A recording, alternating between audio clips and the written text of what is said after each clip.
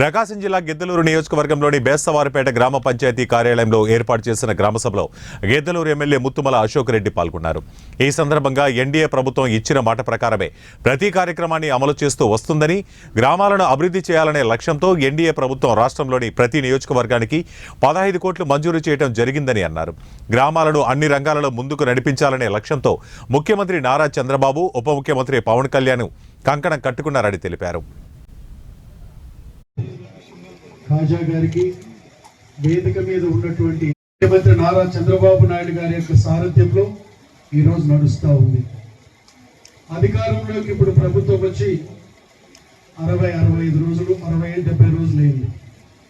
ఈ 70 రోజులలోనే ప్రభుత్వం యొక్క లక్ష్యం ఏమిటి, గ్రామ పంచాయతీల పట్ల ప్రభుత్వం ఏ విధమైనటువంటి విధానాలతో ముందుకు తీసుకొని పోవాలనుకుంటున్నారు, రాష్ట్రాన్ని ఏ విధంగా అభివృద్ధి చేయాలనుకుంటున్నారు, గడిచిన 5 సంవత్సరాల కాలంలో ఏ విధంగా రాష్ట్రంలో అభివృద్ధి కానీ సంక్షేమం కానీ పుట్టుబడినటువంటి తీరు నుంచి రాష్ట్రాన్ని మరలా ఒక కొత్త దిశ నిర్దేశం చేస్తూ గౌరవ ముఖ్యమంత్రి నారా చంద్రబాబు నాయుడు గారి నేతృత్వంలోని ఎన్డీఏ ప్రభుత్వం ఈరోజు ముందుకు పోవడం జరుగుతుంది.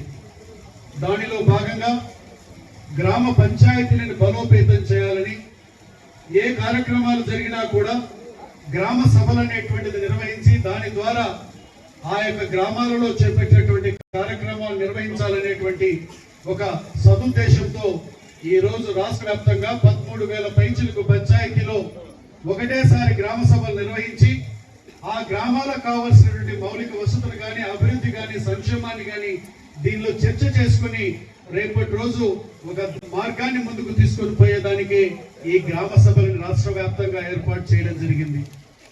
దీనిలో భాగంగా ఈ రోజు మనందరికీ తెలుసు, ఈ యొక్క పంచాయతీ వ్యవస్థను బలోపేతం చేసే దానిలో భాగంగా గౌరవ ఉప ముఖ్యమంత్రి